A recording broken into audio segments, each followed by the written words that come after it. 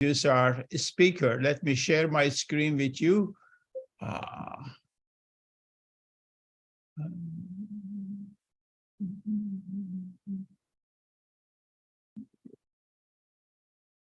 Let's see, I should share the screen. All right. I have too many screens here. Now, can you see my screen? Yep. Excellent. All right. Yes. So this is a webinar series that we started part of the program for the Journal of Cardiovascular Aging, which is a journal that has been around since 2021. We publish quarterly an open access, peer-reviewed online journal.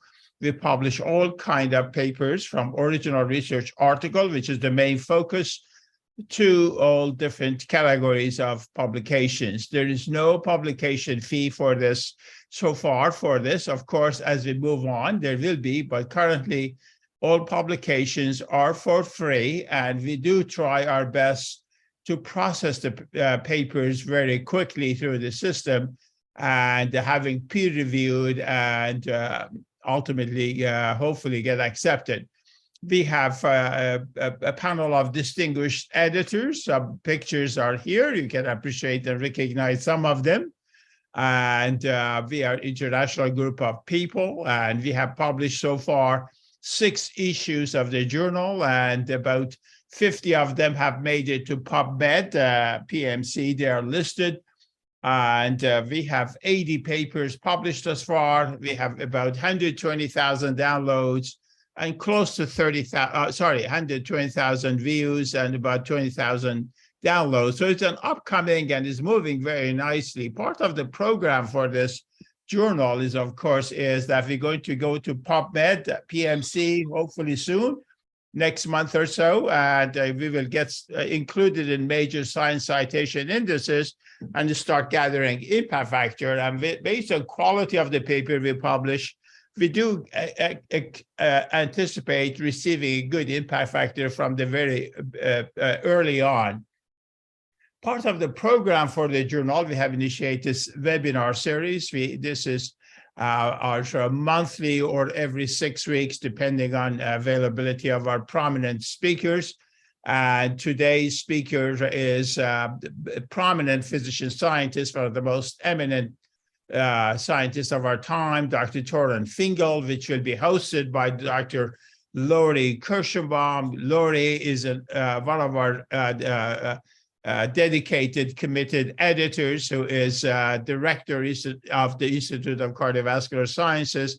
He's chief of cardiovascular sciences, as well as holds a Canadian research chair and professor in multiple departments at University of Manitoba. Our panelists are Dr. Tagmeyer, who is Dr. Abhinav and Abhinav Devan, and Seba, who is also Shiarta, forgive me for the bangling your Italian name. Beautiful name. That's true. Sciarretta. One of the earlier people that worked on autophagy when he was a trainee in with Jun Sadoshima. With that, I will give the podium to Dr. Kirschenbaum, who will introduce our distinguished lectureship today, which is named after Nobel laureate Christian de Duve, who is considered the father of autophagy and discoverer of lysosomes, and Dr. Torren Fingal, who is our award-renowned physician scientist. Lori, you are on. Thanks very much, AJ. First off, congratulations again on these webinars and the journal itself. I think you've done a tremendous job in resurrecting this journal, and I think opportunity for us to publish in this important area now that we're all getting older, and particularly we're beginning to age. I'm absolutely thrilled and honored to introduce Torren. Of course, I and others have followed his work for many, many years. I think with his CV, we would have no time for any of his talk, but I'll go through this very, very quickly, a brief bio. So again, this is really terrific. Torren, thank you so much again for agreeing to do this. It's really remarkable. For those of you who are unfamiliar with Torn Finkel's achievements, he's MD, PhD, world-renowned physician scientist who made several seminal discoveries in the role of mitochondria, metabolism, oxidative stress, and of course, autophagy in cardiovascular disease and aging. He received his medical degree from Harvard Medical School in 1986 and PhD in biophysics from Harvard University in Arts and Sciences, also in 1986. He completed training in medicine at the Mass General and cardiology at Johns Hopkins University. Upon completion of his training, Dr. Finkel joined the NIH, where he rose to the position of Chief of the Center for Molecular Medicine and Chief of Translational Medicine at NIHL-BI. He was recruited in 2017 to UPMC to lead the Aging Institute. Dr. Finkel is one of the most renowned and cited scientists. Dr. Finkel has published over 250 articles, which have been cited over 90,000 times, and has earned him an H-index of 112, which is quite impressive. His work on reactive oxygen species and mitochondria is among the highest cited articles, with several being cited more than 3,000 times.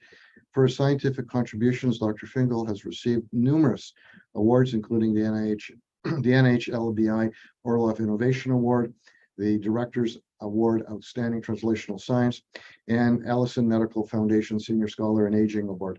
Dr. Finkel has been honored by various institutions and was elected to the National Academy of Medicine in 2020, American Association for Advancement of Science, American Society for Clinical Research, and AAP. He serves on the editorial board of several journals, including JCI, where he's the consulting editor. This lectureship, as AJ mentioned, is named after the Nobel laureate Christian de Duve, who basically is considered the father of autophagy. And I did some background reading on Dr. de Duve the other day, and it is actually quite impressive how these small observational discoveries that we have lead to something much larger. So the fundamental basis of, I think, Torn's work and many of our work is predicated on this. And so, Torn, I'm delighted you're here. Thank you so much again for agreeing to do this this lectureship for us. With that, I'll stop and hand the mic over to Torn. Well, great. Thanks. Thanks, Lori. Thanks so much, AJ, and thanks everybody for attending whatever time it is. I don't know if you can turn my camera on or not. I don't know, but let me if AJ, if you can stop screen, I can start. Can you guys see that? Okay.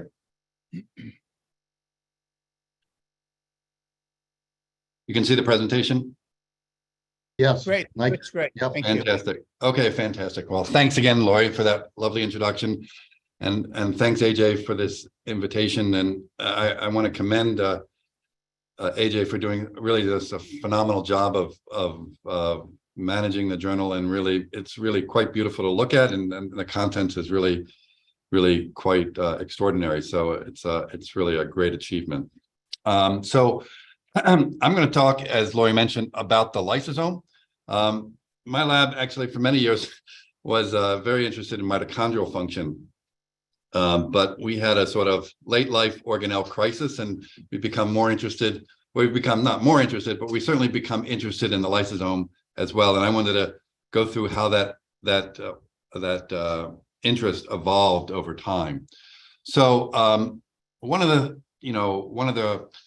sort of relationships that we've been very interested in trying to understand over the last decade or so is why in every organ there is an age-dependent decline in function and a corresponding age-dependent increase in disease. And so, as an example, in the cardiovascular system, here's just one measure of an age-dependent decline in function. This is looking at flow-mediated dilatation as a function of age. And as you can see, there's some scatter, but basically with time and age, the ability of the vasculature to respond and dilate is impaired. And correspondingly, if you look at disease incidence, there's a reciprocal relationship that as you get older, obviously the age-related increase in diseases occur. And this is obviously not this relationship of, again, an age-dependent decline in physiological function coupled to an age-dependent increase in disease incidence in that organ system is not unique to the vasculature or the heart, but plays out in every organ, in every tissue in the human body. And so a very simple, but I think really important question is, what biologically connects this decline in function to this susceptibility to disease? What is the mechanistic coupling that links these phenomena together across all tissues?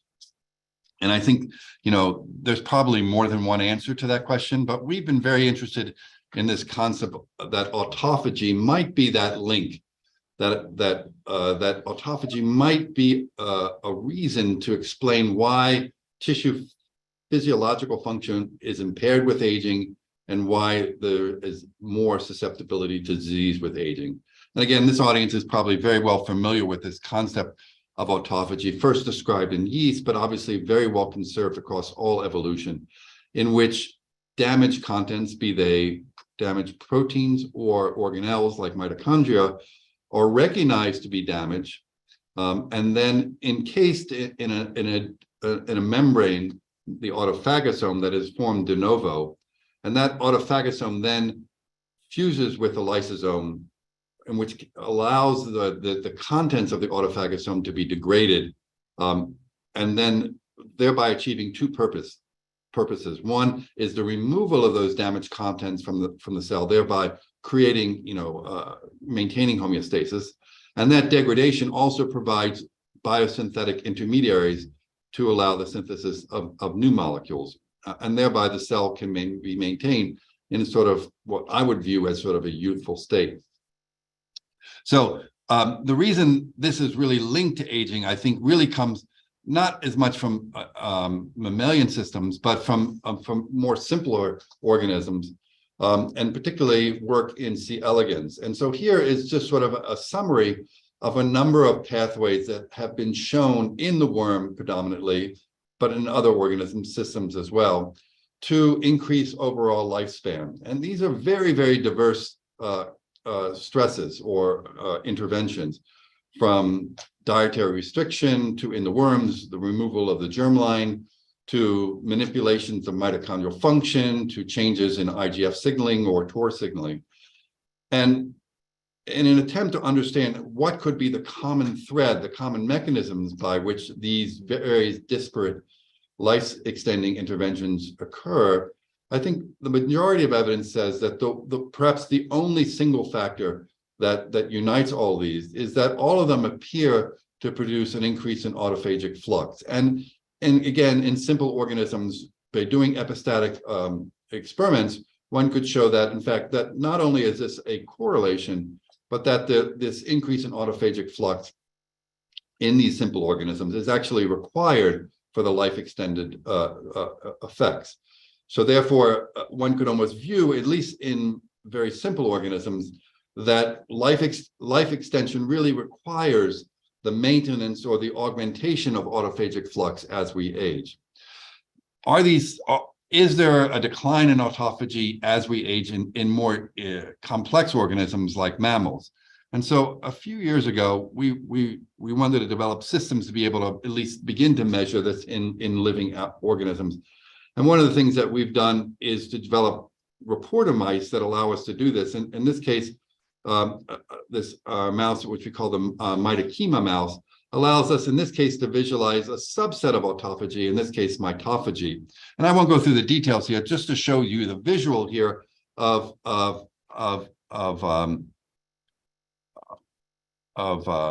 what this looks like. So I hope you can see my pointer. And here we're looking in the hippocampus of a young animal, and the orange fluorescence here really is a readout of mitophagic flux. And you can see in the hippocampus, which is really the sort of the anatomical location of where learning and memory occurs, that in the young animals, there's quite robust evidence of mitophagy occurring in these animals.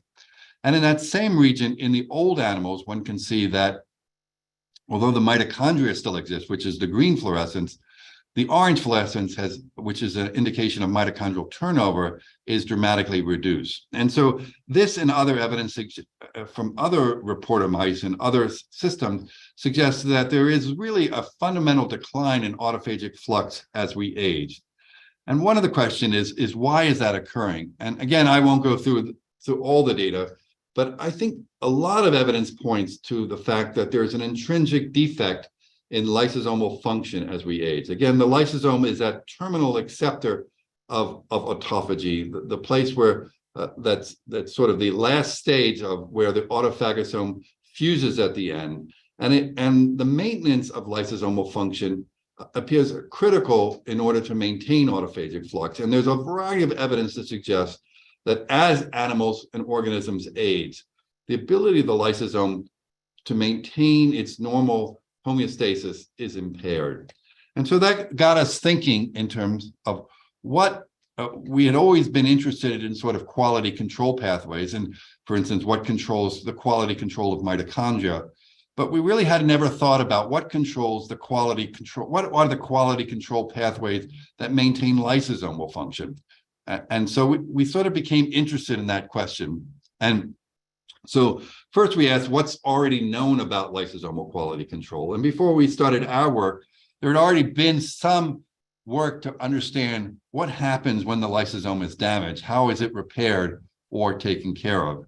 And one process that was described very early on is this process of lysophagy, which is sort of counterintuitive, but in this case, whole lysosomes can be removed by the process of autophagy. So in other words, an autophagosome, instead of delivering contents to the lysosome, actually encompasses a damaged lysosome and degrades it. So that potentially removes the damaged lysosome from the cell.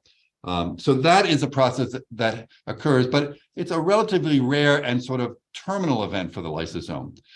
When the lysosome is damaged, but is thought to be capable of repair, another pathway was demonstrated to occur.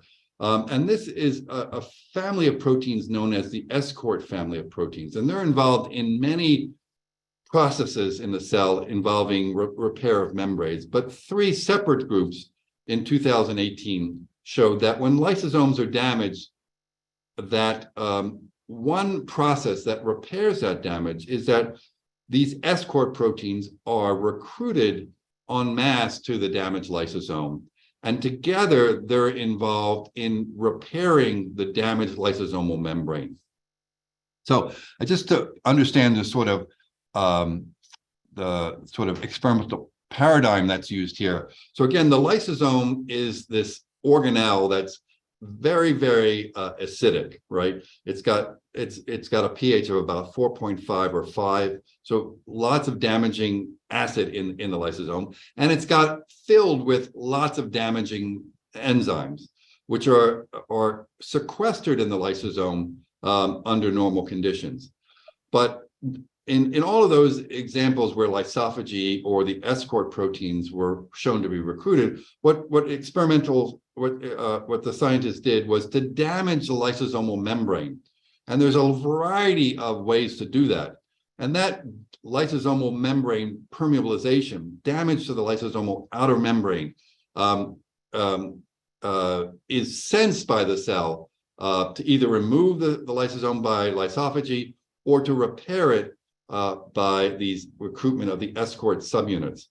Because if it doesn't do that, there is a release of all of these damaging enzymes like cathepsins, which can rapidly induce lysosomal dependent death in the cell. And classically what's done is to use this detergent, what we abbreviate as LLOME, which is basically a small peptide that can go accumulates in the lysosome. It's cleaved by cathepsins, which then allows it to polymerize. And that polymerization pokes holes in the lysosomal membrane and induces this repair process. So again, just going back to those papers that were published in 2018, when we began our work, we just wanted to see, in fact, were those reports, could we reproduce those reports? And so here what we're doing is looking at the cell under baseline conditions in this sort of top row. And then immediately after inducing lysosomal damage, again with this chemical LLOME. And what we're doing is staining by immunohistochemistry for these escort subunits. And here are just two of the many escort subunits. And so you see very little staining, punctate staining under basal condition.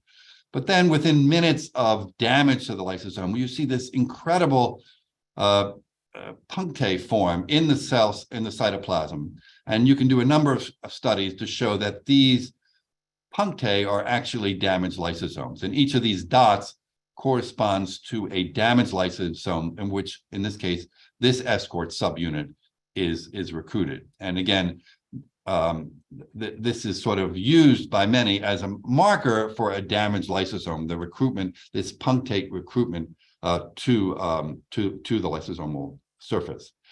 So that was all great, but if you actually looked at the data that was published in 2018, you came up with a conundrum. So here is the work that was published in Science by one of those three groups. And what they did is here damage the lysosome with just another chemical that can, like LOME, they can damage it. And they looked at the kinetics of repair. And so obviously when I won't go through the assay, but here's the lysosome is damaged. And you can see that in the control cells, you can repair that damage over a 10 or 12 minute period of time. And if you disable the escort complexes by knocking down one of the critical subunits, what you can see is that the repair is slower, but and less complete. But it's a relatively modest defect, and it suggests that there may be other pathways that are involved in rapid lysosomal repair that are sort of escort independent. Because in the absence of escort repair, there still is a relatively robust ability of lysosomes to repair themselves. And so the question that we wanted to ask is, what are the other pathways that repair lysosomes that don't involve the escort machinery? And so this is where I had a really incredibly talented person join the lab, Jay Tan, who took this on. And the strategy that we, and Jay now is actually a faculty member here at our institute and has his own lab and is pursuing many of the things that I'll tell you about over the next 15 minutes or so. But the strategy that we used, again, we had no really idea what this pathway was. And so we thought we had to take an unbiased approach to try to describe what it could be. And so the strategy that we used was to engineer a cell line to express this sort of fusion construct where we used the LAMP1 targeting sequence to the lysosome, a GFP moiety just to see it. And then on the outside of the lysosome, facing the cytosol, we express this enzyme called TurboID. Now, TurboID, for some of you may hopefully are familiar with, others may not be, but it's actually a bacterial enzyme that acts as what's called a proximity biotinylase. So in essence, what it does is that it adds biotin to anything that's near it, in this case, roughly 10 to 15 nanometers away. And so biotin, as you know, is a small molecule that's sort of like niacin, and it can be covalently attached to proteins by this TurboID strategy.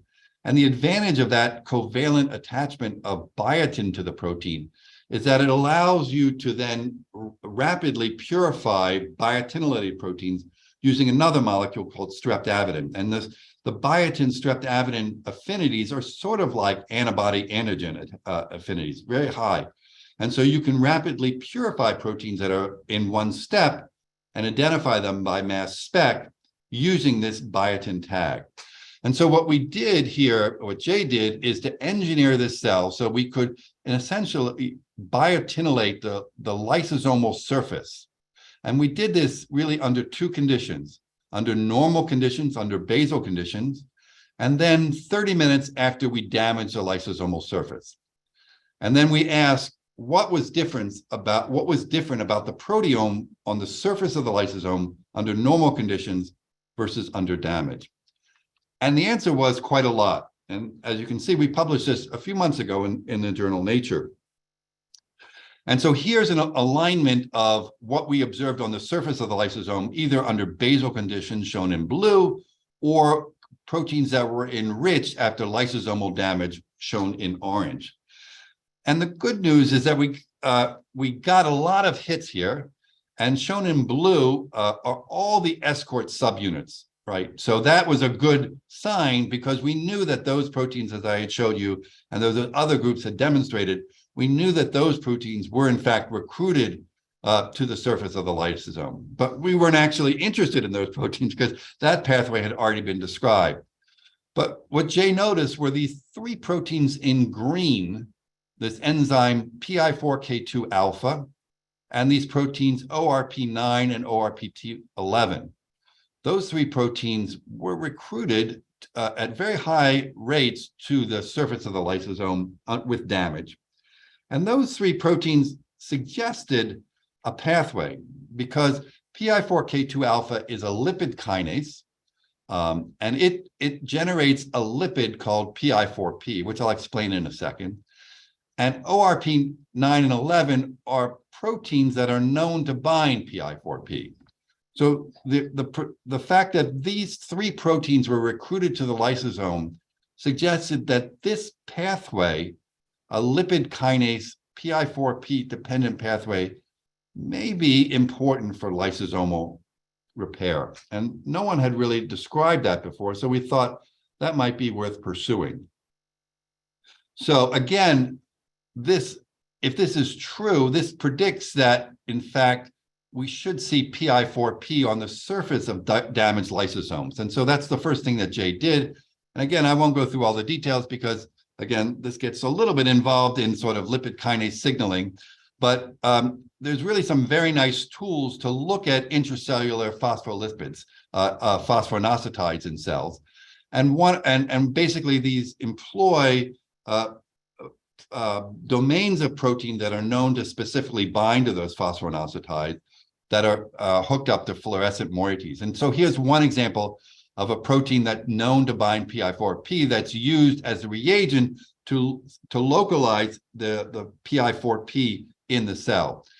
And maybe just because it's small, I blew it up here so you can see it a little bit more clearly here. So here what we're looking at is a blow up in the cytosol of escort subunit shown in red, or PI4P shown in green.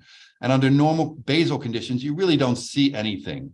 But then 10 minutes after damage, you see again these punctae, which I showed before for that label with these escort subunits, which represent damaged lysosomes.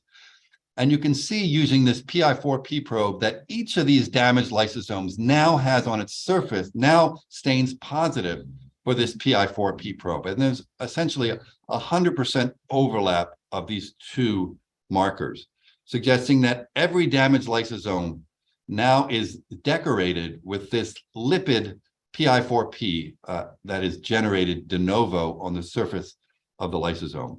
And again, I won't go through all the details, but that's sort of shown quantitatively here. So again, under normal conditions, we see no PI4P on the lysosome. But then immediately after damage, you see this huge increase in PI4P on the surface of the lysosome.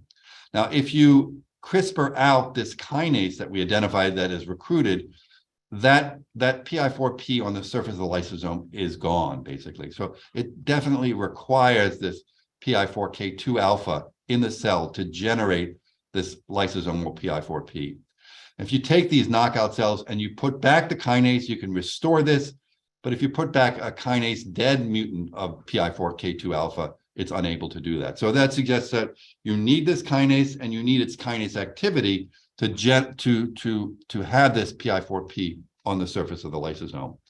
So just to summarize what I showed you before is that the lysosome is damaged. You recruit this kinase to the surface of the lysosome, and this lysosome then generates this new novel lipid on the surface of the lysosome that's not here. There is phosphoinositide on the surface of the lysosome, but now there's a new phosphoinositide, PI4P, okay? And so this is really nice because in a way, this identifies, again, you have hundreds of lysosomes on your surface, in your cell, and you only want to repair the damaged ones. And so basically what we're arguing is that this lipid generated on the surface of the damaged lysosome and only on the damaged lysosome provides a marker for the cell to tell that this lysosome is damaged because it now has PI4P on the surface that it never had before. So how does the cell recognize, and what does it do now that PI4P is on the surface of the lysosome? First, is that important? First, before I show you how it recognizes it, I want to just prove to you that in fact that you really need that PI4P to really repair your lysosomes. And so again, there are multiple ways at looking lysosomal repair. One of this is an assay called using this reagent called pH Laurin, which is basically a pH sensitive dye. And so under acidic conditions, it doesn't fluoresce. When the lysosome gets alkalized, you can see fluorescence, and then when it gets repaired, that fluorescence goes away. And similarly, there's another assay we've used in the manuscript that looks at lysosomal pores as evidenced by galectin-3 binding. So I just want to show you that this generation of PI4P is absolutely essential for lysosomal repair. So again, we're now using this pH Laurin assay, which again measures lysosomal pH. So you damage lysosome, there's this rapid alkalinization of the lysosome, again, because the membrane is damaged. But under normal conditions, you can rapidly repair that and restore the pH of the lysosome over the next few hours. If you CRISPR out these that kinase PI4K2 alpha, you can see that now the lysosomes are very impaired in their ability to repair the damage, and now the half-life extends to from about 1 hour to about 6 to 10 hours. If you put back the kinase into these knockouts, you completely rescue the phenotype. And again, if you put a kinase defective mutant back into these cells, you're unable to rescue. Again, so this suggests again that this generation of PI4P is critical for the repair of the lysosome. So again, how does this do it? Again, this is really complicated, so I want to walk you through it. So again, you damage the lysosome. I've showed you mostly data with this agent, but in the manuscript, we show a variety of different ways, both genetic and chemical ways, to damage the lysosome, all recruit this 2-alpha. We believe that it's because that this is through the release of lysosomal calcium as a signal, but we don't completely understand all the signals that allow 2-alpha to be recruited to the surface of the lysosome. But again, this recruitment then is able to activate the kinase and generate this new lipid on the surface of the lysosome, PI4P. And the question is, what happens next? How does the cell respond to this? And again, we had a key already because, again, as I mentioned, we pulled out these two other proteins, ORP9 and ORP11, as also in our initial proteomic screen.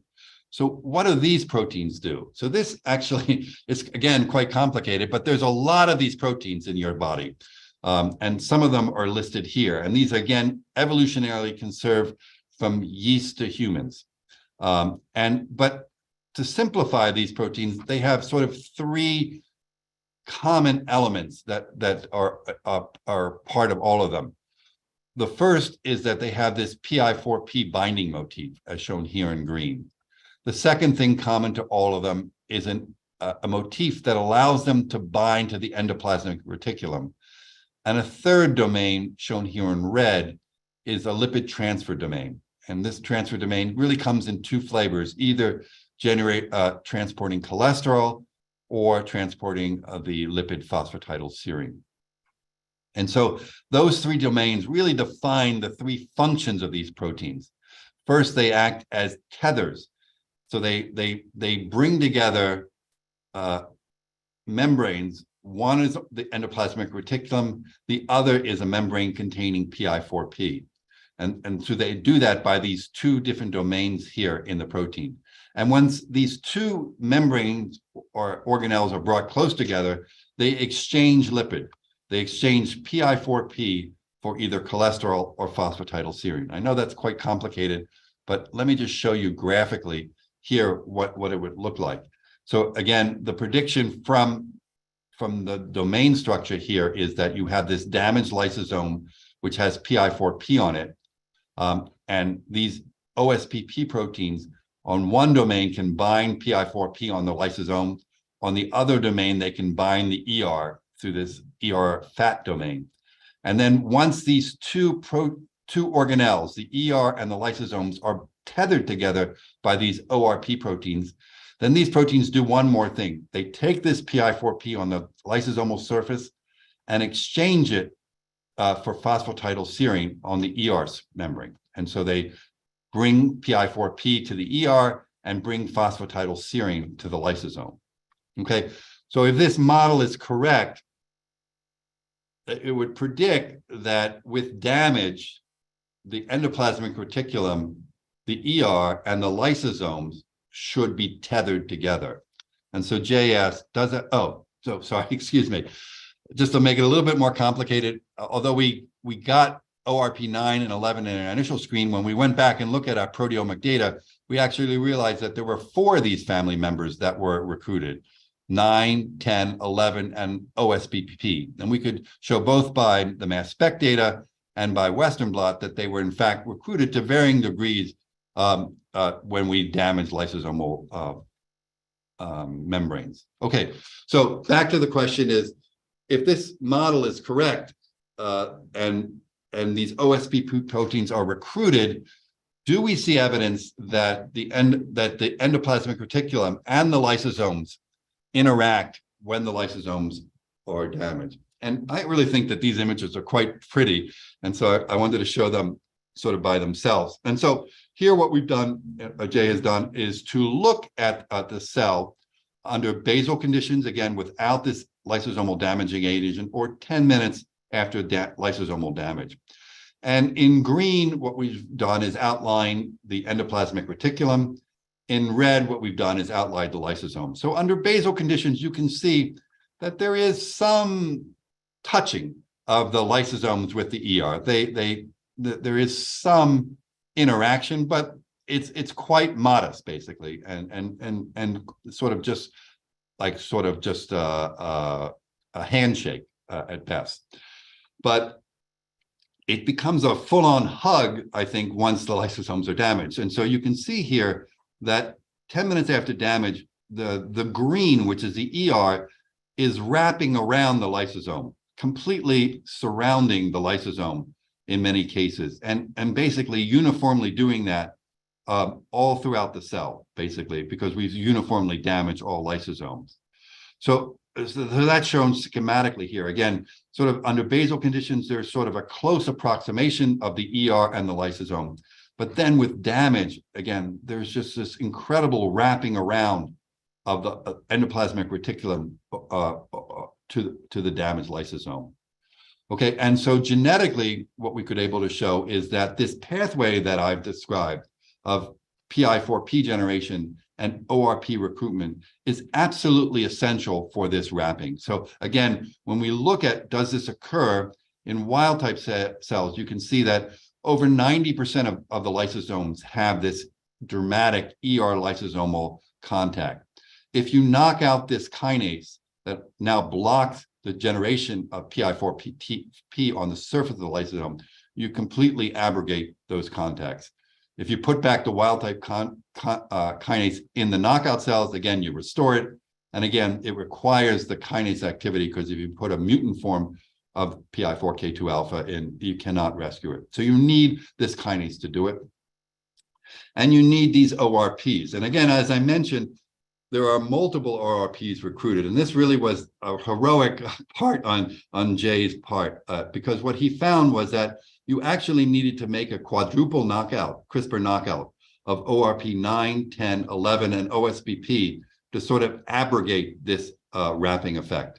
And you can see here he made 3 different quadruple knockouts, and all of them are defective for this phenotype. But if you just knock out 1, 2, or 3 of them, the cell is okay. But really, it really required that everyone that was recruited needed to be knocked out in order to block this effect. So again, I realize this is complicated, but what I've tried to show you so far is damage kinase recruitment, PI4P generation. This PI4P then serves as a signal to the cell that the lysosome was damaged and allows the recruitment of these tethering proteins.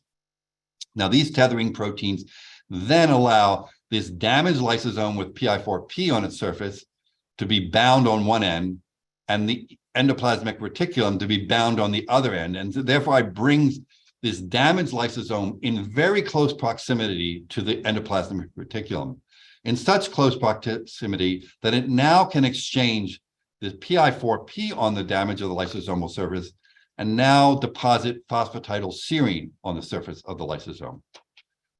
Okay, so we've made some progress here. And so the question is, what's next? Excuse me, because if you've been keeping score here, we haven't really done anything to repair the lysosomal membrane. We haven't really, as the lysosome membrane is damaged, it needs lipids to repair that membrane damage. But we've really not delivered any lipids to the lysosome. We've made new lipids. We've made PI4P. We've exchanged that PI4 for PS, but we haven't.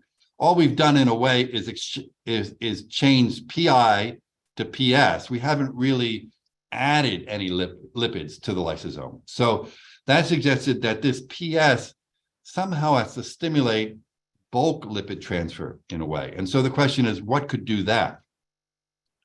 And we searched for potential answers, and what we've came upon is a protein called ATG2AB, ATG2, which comes in sort of two genes, A and B. And this protein, as you can tell from its nomenclature, is really an essential autophagy gene. And so, as many of you may know, ATG2 is involved in forming the autophagosome. And it does so by binding to, on one end, to the endoplasmic reticulum, and on the other end to the pre-autophagosome.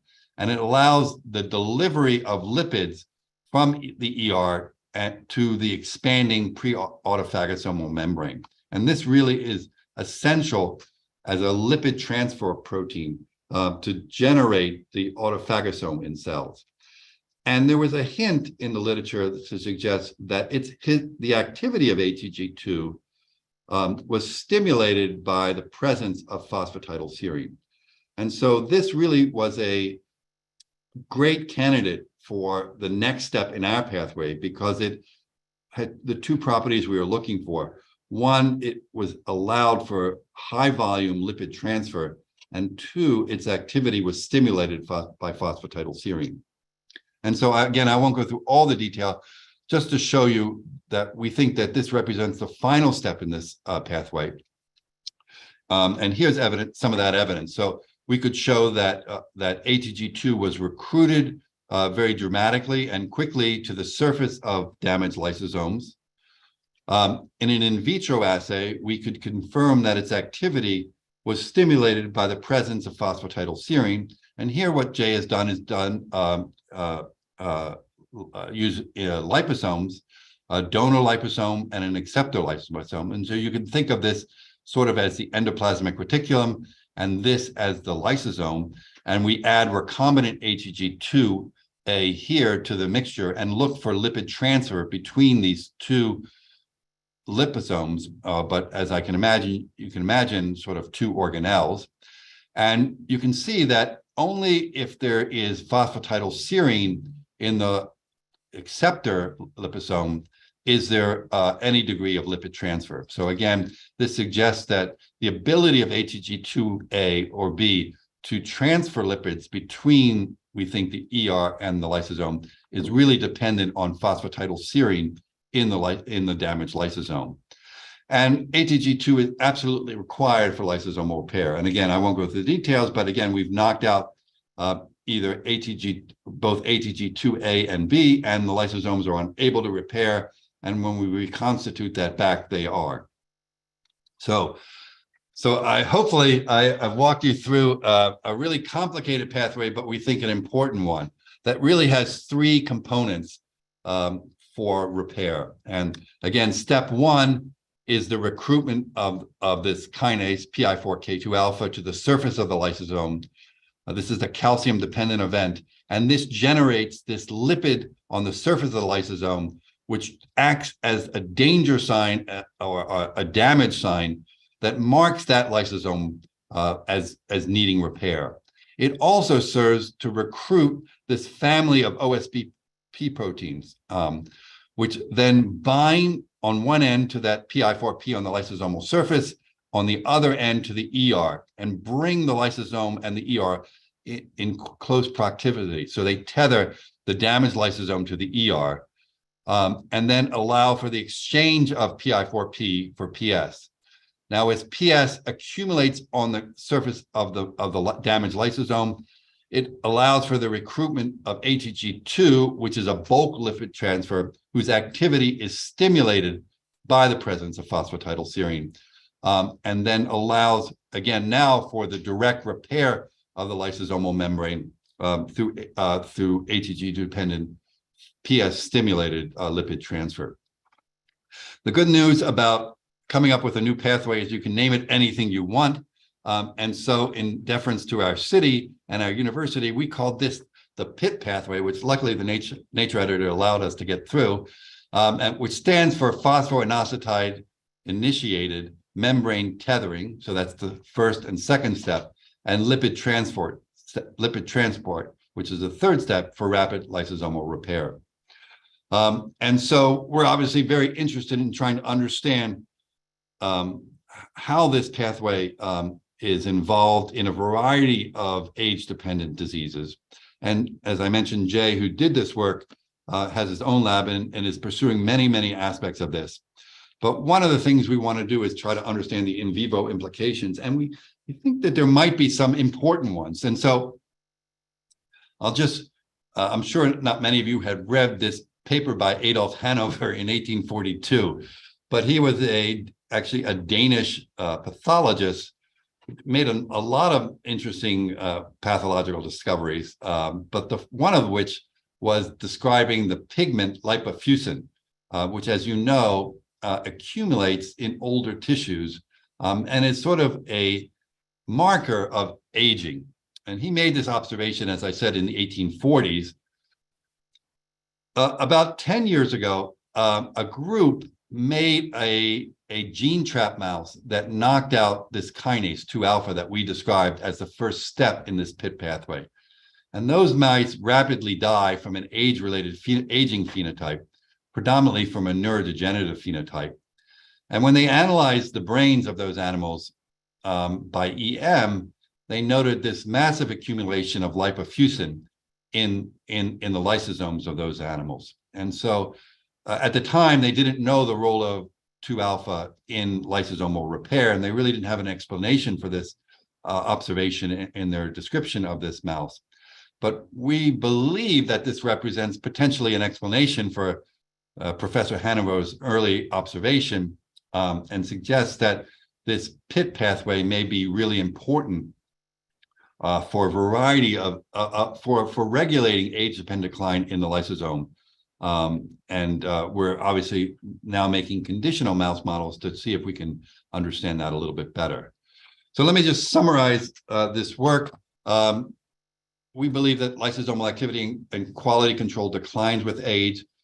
Other pathways have described lysophagy, which was a relatively slow pathway, and escort-dependent pathways, which are a rather fast pathway. We don't believe the data suggests the escort pathway represents the total pathways by which lysosomes are repaired, and therefore we search for another mechanism. And what I hope to describe to you is this new pathway, which we're calling the PIT pathway, which we actually believe is the predominant pathway by which lysosomes are repaired acutely. And obviously, we're really interested in understanding the therapeutic implications, which hopefully will come from more in vitro studies as well as in vivo studies. So I went too slowly. I had a whole other part about therapeutics, but I think rather than rush through that, I will stop here if that's okay, AJ, and turn it over to the audience and the panel for any questions. for every you can get that.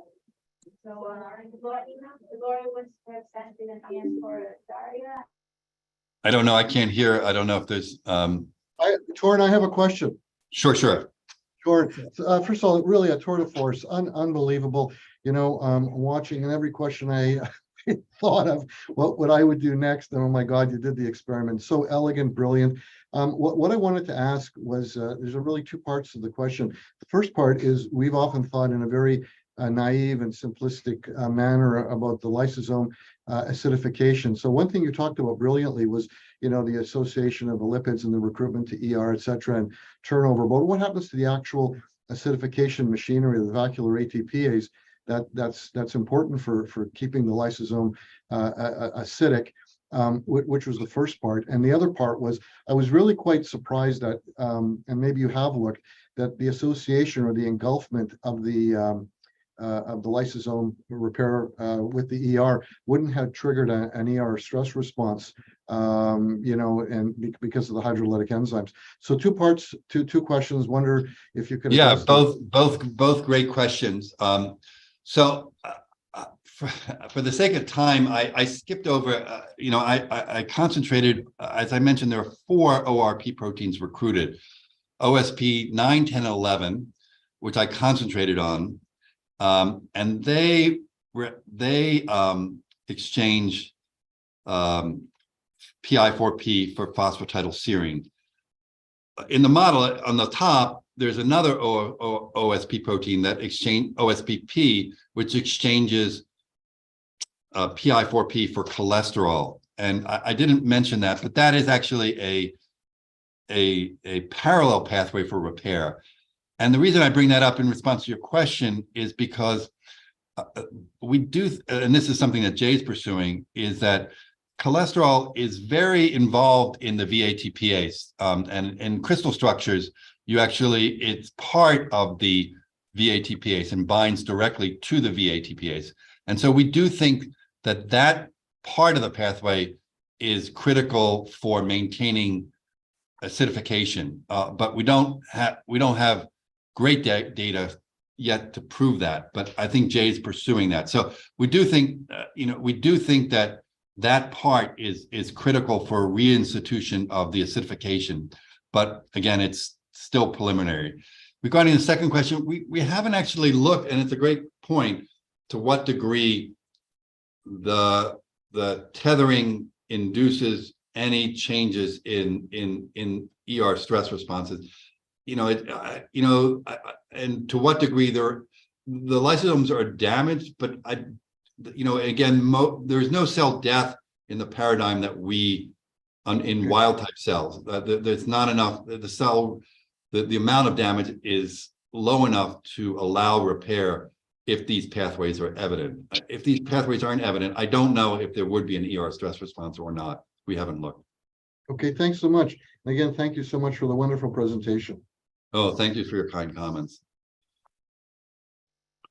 I don't know how to mediate the chat. I don't know if I'm supposed to do it or not, but yeah, please, Avanav, I know you have your hand up. Yes, that was truly fantastic, Doran. Thanks for sort of laying this out. It makes sense that the lysosome needs mechanisms for repair versus lysophagy and replacement. So how does the cell decide whether this lysosome should be repaired versus this should be replaced?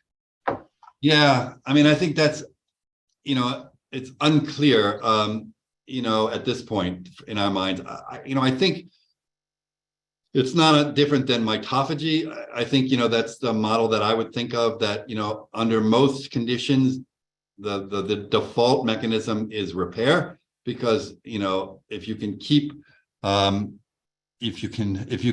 lysosome intact, it's obviously, from a sort of just thermodynamic point of view, it's better to do that than to degrade it and resynthesize. So, I think, I think what the evidence from mitophagy suggests is that there's a gradient of decisions here that, with mild or moderate damage and intact repair machineries, you would go for repair. If you're unable to repair, eventually you would go to lysophagy. But again, lysophagy takes hours. These pathways are invoked within minutes. So that's at least my naive thought at this point about how it happens. I should mention, and I didn't have time to show it, that our pathway and the escort pathway are completely separate. So if we inactivate escort, it has no effect on our pathway, and vice versa. If we inactivate our pathway, it has no effect on the escort repair pathway. So those two pathways are separate. So we don't really understand, how those two pathways of rapid repair are chosen. They look like they're both initiated simultaneously under most conditions, and both are involved in the overall repair. So a quick follow-up, Toran, is there a role for, ubiquitin conjugation to phospholipids in this decision tree? Not that we know yet. Not that we know yet. We don't, again, but we're not really looking at that lysophagy stage at this early point. But we haven't directly looked, but we don't think that is playing a role early on, at least. Lori, are you going to read the questions? Sorry, AJ. Sure, I can read the questions. Absolutely. Okay. So Jamie has a question. Fantastic talk. Do you think a similar pathway exists in the aged myocardium where autophagy relies on I guess, exophore uptake by macrophages? Is it possible that defects in the pathway in cardiac resident macrophages may underlie the inflammaging, I like that, inflammaging observed in the aged heart? Yeah, so I think for the most part, I mean, this is again something that Jay's pursuing. For the most part, we with most mitochondrial stresses, we do not see generation of PI4P on the surface of the mitochondria. Jay has found one stress, which again, because it's early on, I don't want to talk about his work, but I think for the most part, the answer is that probably this pathway is restricted to the lysosomes, but there may be occasions where PI4P generation on damaged mitochondria does occur, but again, it's very early on. But I don't think this is the pathway by which most cases of mitochondrial damage is repaired. I think it's unique for lysosomes as far as we can tell. Great, thank you. Another question. This is anonymous. Great talk. You mentioned that LLOME is a peptide. Is it taken up by cells by endocytosis, and how does it end up in the lysosome? Yeah, so it's taken up by endocytosis, delivered to the lysosomes, cleaved by cathepsins, and then polymerizes in the lysosomes. And that polymerization process causes holes in the lysosomal membrane. Okay, great. Another question by Priya Tash. What happens to PI4P labeled ER after it's transferred from the lysosome? We haven't traced the fate of the PI4P on the ER after it's there. I presume it either it is there's a variety of phosphatases on the ER that remove phosphate groups from PI intermediate. So I assume it's just metabolized. But that's a great question. I don't know the fate, long-term fate of the PI4P on the ER. And that goes back to your question, Lori. Are there effects on the ER basically from this pathway? And we really just haven't pursued that with any rigor at this point. Okay, great, thank you. There are no more questions in the chat. Okay. Anybody else want to? Siba has a question too. Siba. Can you hear me? This is Seba. Yes. Yes. So first of all, congratulations for the terrific seminar. I have a few questions. One is going back to the initial demonstration that lysosomal function is impaired during aging. do you have evidence that the activity of PI4 kinase 2A is progressively reduced during aging? Yeah, so we don't see any change in the levels of PI, based upon, like RNA-seq data. We don't see changes in the level. We are doing a little bit of work in senescence now, senescent cells, and we see that the pathway, that PI4K2 alpha is recruited, but that there are defects downstream, it looks like, in senescent cells in terms of the recruitment of OSPP protein. So there is some defect, we think, in age cells, but we don't really understand at this point where the lesion is. But I don't think it's at the level of 2 alpha or by mRNA or protein, but maybe in its activity or in the downstream factors. I see. Thank you. And the second question is, we know that the lysosomal function should be highly coordinated with the autophagy function in order to make the system work properly. So my question is, based also on the interesting involvement of the ATG2. So yes.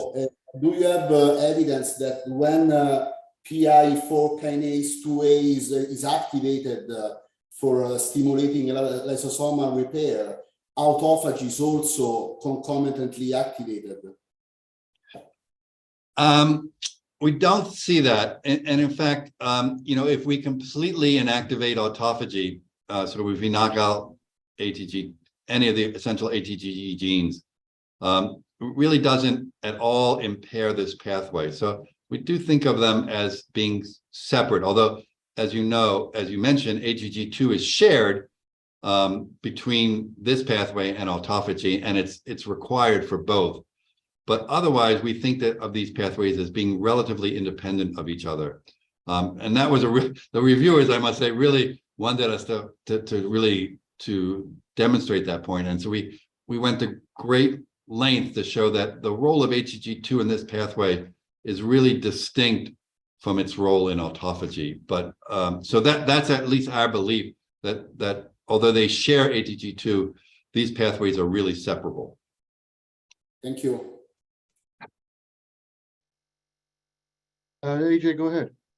Yes, sir. Torin, it's fantastic. Really, congratulations. The beautiful PIT pathway discovery. That was beautifully done.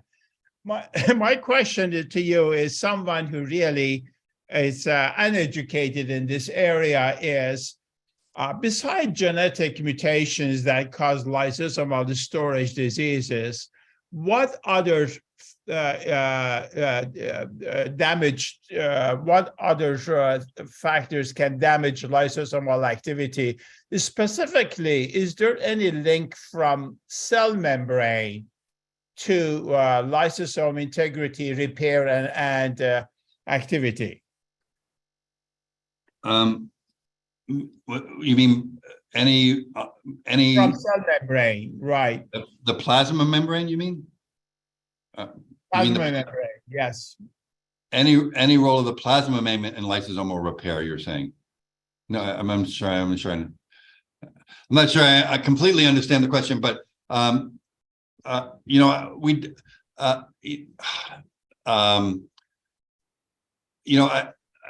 think the role of the lysosome and the plasma membrane, the only thing I can think of is that, and this is sort of an area that is pretty uncharacterized, is that the lysosomes can fuse with the plasma membrane and release their contents into the plasma, in the cell, in the body, or into the extracellular space. So lysosomal fusion leaves components of the lysosomal membrane on the plasma membrane. And people think that is a quality control mechanism when the lysosomes are not functioning well and filled with undigested material. One mechanism the cell uses is stimulating lysosomal fusion with the plasma membrane and expelling the contents into the circulation, basically. And so we don't know to what degree this pathway may or may not be involved in that process as well. And that process is poorly understood. what are the regulatory mechanisms that tell a lysosome to fuse with the plasma membrane and deliver its contents outside the cell when it no longer can digest them inside the cell. So would you envision whether a disruption in intercalated disc or desmosome protein to affect integrity of lysosome and leads to lysosomal dysfunction? Yeah, I don't know the cytoskeleton well enough to predict, what that would be. I think you just have to, look at that directly. I mean, again, there's a number of ways at looking at lysosomal fusion with the plasma membrane, because it leaves LAMP1, which is normally on the lysosomal surface, it leaves it on the plasma membrane. So you can look for the level of LAMP1, which is sort of a legacy of lysosomal fusion, and see whether or not, there is impairment with, if you disrupt plakoglobin or any of those components or not. I just wouldn't know. All right, thank you. I think I'd like to acknowledge Dr. Tagmeyer, who couldn't sign directly, and he signed under my name. The second Dr. Marion really is the god of metabolism on earth, Dr. Tagmeyer, who is signed under my name. I wanted to acknowledge him. He is part of the panelists, and he had issues with signing in. Torren, we're truly grateful to you. This was fantastic. I mean, it's mesmerizing science, and truly congratulations to you for discovering a novel pathway for desmosomal repair and the maintenance. And Dr. Laurie Kirschenbaum, as usual, you are a fantastic colleague, and grateful to you. And I'm grateful to our panelists, Dr. Tagmeyer, Dr. Abhinav Divan, and Dr. Siba Shiareta. Most grateful to you all, and thank you, organizers of the Journal of JCA and the publisher. Thank you for organizing this webinar. We are grateful to you all. Again, Torren, fantastic. We're truly honored to have you as a speaker. Thank you so much. Thank you for your thanks. Best of. Thank you. Bye-bye. Thanks. Bye-bye.